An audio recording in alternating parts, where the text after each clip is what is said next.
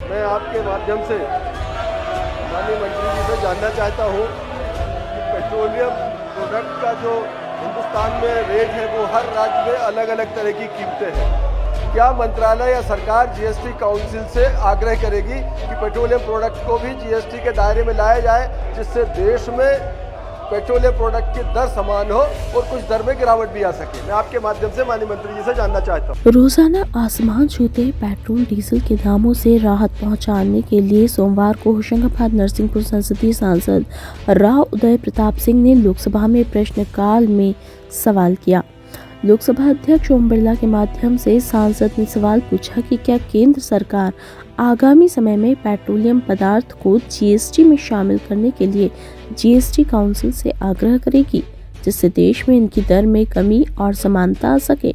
मैंने अभी पार्लियामेंट में आग्रह किया था कि चूंकि भारत सरकार जो टैक्स लेती है 27-28 रुपये टैक्स भारत सरकार वसूल करती है, उस पर सरकार गरीब को अनाज, किसानों की मदद, आवास योजना में मदद, दूसरे जो आपके कोविड के समय जो महामारी आई उसमें योजनाओं पर खर्चा, कितने तरह की जो फंड इकट्ठा होता है वो सरकार आम आदमी की मदद के लिए वो फंड खर्च करती है। लगातार हम लोग बात भी कर रहे हैं, चूँकि ये 2010 में जब यूपीए 2 की गवर्नमेंट थी, उस समय उस तत्कालीन प्रधानमंत्री माननीय मनमोहन सिंह जी ने एक अंतर्राष्ट्रीय स्तर पर समझौता करके एक नई व्यवस्था इस देश में दी थी कि पेट्रोलियम प्रोडक्ट पर हर रोज़ मॉनिटरिंग होगी और उसके हिसाब से दर ऊपर नीचे होगी। पहले पेट्रोलियम उत्पाद की कीमतों पर सरकार का नियंत्रण होता था, अब पेट्रोलियम उत्पाद की कीमतों पर एक नियामक है वो उस पर नियंत्रण करता है। तो अंतर्राष्ट्रीय बाज़ार में पेट्रोल की जो कीमतें होती हैं उसके हिसाब से कीमतें ऊपर नीचे होती हैं।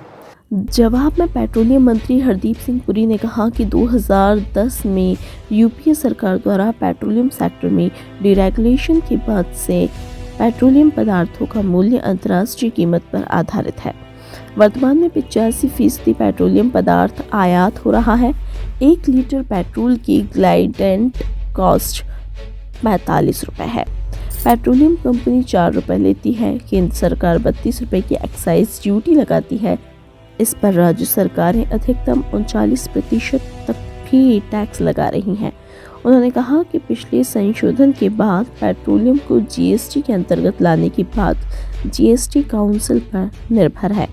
विसंगति इसमें यह है कि अभी राज्य की सरकारें भी उसमें टैक्सेस लेती हैं, तो दोनों तरह का टैक्स मिलके काफ़ी हो जाता है। हमने आग्रह किया था कि जीएसटी में इसको शामिल किया जाए, तो माननीय मंत्री जी ने कहा है कि जीएसटी काउंसिल अगर इस तरह की प्रस्ताव सरकार को भेजेगी, स्वाभाविक रूप से इसको जीएसटी में शामिल किया जाएगा।